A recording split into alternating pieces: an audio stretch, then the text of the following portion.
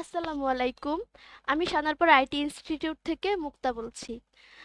যদি আমরা এমএস ওয়ার্ডে ধরেন আমরা কোনো একটা প্যারাগ্রাফ পড়ছি।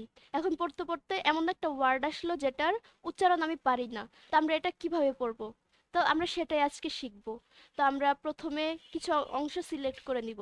এই যে আমি এতটুকু পড়বো, এতটুকু আমি সিলেক্ট করে নিব। সিলেক্ট করার পর আমি যাব রিভিউ অপশনে। রিভিউ থেকে আমরা যাব, এখানে একটা অপশন আছে read record, read record speech. তো আমি যদি এটা অন করি তাহলে আমাদেরকে পড়ে শোনাবে, মানে কম্পিউটার থেকে অটোমেটিকলি একটা ভয়েস আমাদের পড়ে শোনাবে। তো আমি এখন এটা অন করব।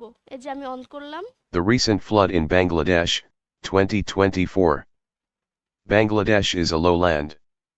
It has many rivers. She is also in monsoon area. It rains heavily during the monsoon period.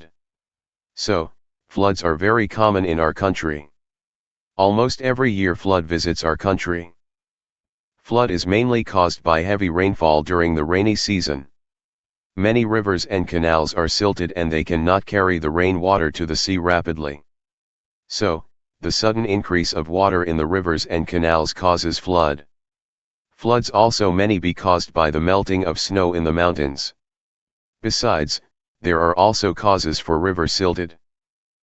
তো এখানে দেখতে পাচ্ছেন যে কম্পিউটার থেকে আমাদের সিলেক্ট করা অংশটুকু পড়ে শোনাচ্ছে অটোমেটিকলি। তো আমরা এভাবে এমএস ওয়ার্ডে যদি কিছুর উচ্চারণ না পারি আমরা এভাবে শুনতে পারি।